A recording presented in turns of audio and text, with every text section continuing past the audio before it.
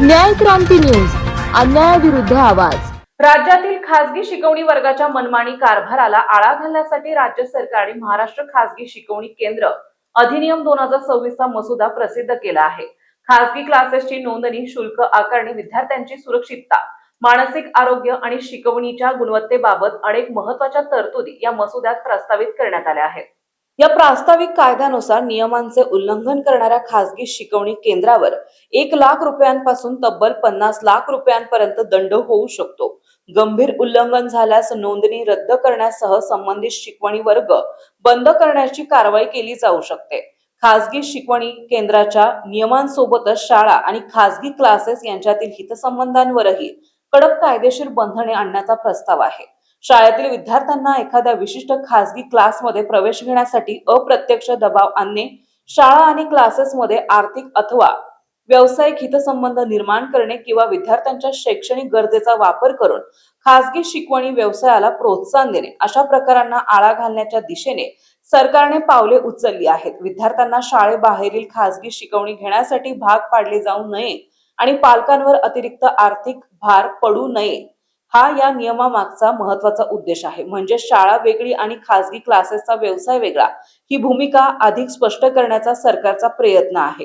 नियमांचे उल्लंघन झाल्यास संबंधित संस्था किंवा व्यक्तीवर कठोर कारवाई करण्यासाठी कायदेशीर चौकट तयार करण्याचा प्रस्ताव आहे। प्रत्येक खासगी शिकवणी केंद्राची नोंदणी बंधनकारक करण्याचा प्रस्ताव आहे। नियमांचे उल्लंघन करणाऱ्या केंद्रावर दंडात्मक कारवाई केली जाणार असून गंभीर प्रकरणांमध्ये 20 ते 50 लाख रुपयांपर्यंतची दंडाची तरतूद प्रस्तावित आहे। याशिवाय 13 वर्षाखालील विद्यार्थ्यांना शिकवणी वर्गात प्रवेश देणाऱ्यांवर निर्बंध प्रस्तावित करण्यात आले आहेत। विद्यार्थ्यांवरील अतिरिक्त शैक्षणिक ताण कमी करण्यासाठी शिकवणीचा कालावधी दिवसाला 5 तासापेक्षा अधिक नसावा अशी तरतूदही करण्यात आली। शिकवणी वर्गाने अभ्यासक्रम सुरू करण्यापूर्वी जाहीर केलेले शुल्क नंतर मनमानी पद्धतीने वाढवता येणार नाहीत।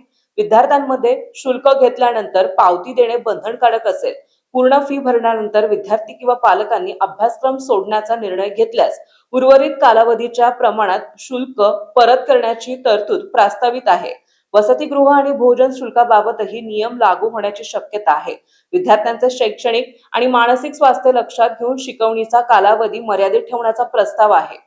आठवड्यातून सुट्टी देणे बंधनकारक असेल। सुट्टीच्या दुसऱ्या दिवशी चाचणी किंवा परीक्षा घेता येणार नाही। महत्त्वाच्या सणांच्या काळात विद्यार्थ्यांना कुटुंबासोबत वेळ देता यावा यासाठीही सुट्टीचे नियोजन करण्याची तरतूदही मसुद्यात करण्यात आली आहे। खासगी शिकवणी केंद्रांना अग्निसुरक्षा आणि इमारत सुरक्षा प्रमाणपत्र देणे बंधनकारक करण्यात येणार आहे। तळघरात शिकवणी केंद्र चालवण्यास मनाई करण्याचा प्रस्ताव आहे। प्रत्येक विद्यार्थ्यासाठी वर्गात किमान 1 चौरस मीटर जागा उपलब्ध असावी लागेल। तसेच सीसीटीव्ही यंत्रणा बसवून त्यांचे चित्रण किमान 1 महिन्यांपर्यंत जतन करणे आवश्यक राहणार आहे।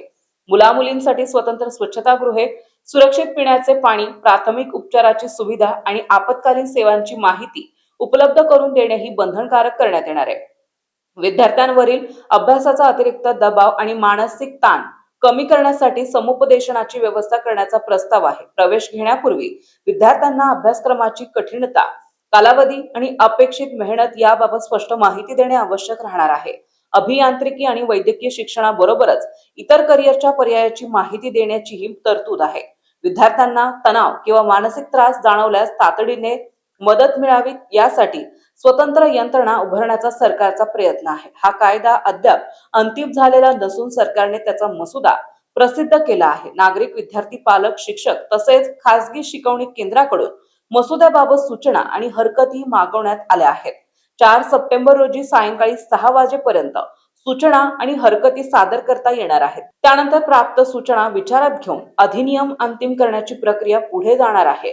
थोडक्यात खासगी क्लासेसच्या मनमानीला चाप लावताना विद्यार्थ्यांचे शिक्षण, शुल्क, सुरक्षितता, मानसिक आरोग्य आणि शाळा क्लासेसमधील संभाव्य हितसंबंधांना केंद्रस्थानी ठेवणारी कडक नियामक व्यवस्था उभी करण्याची सरकारचा प्रयत्न या प्रास्ताविक कायद्यातून दिसून येत आहे।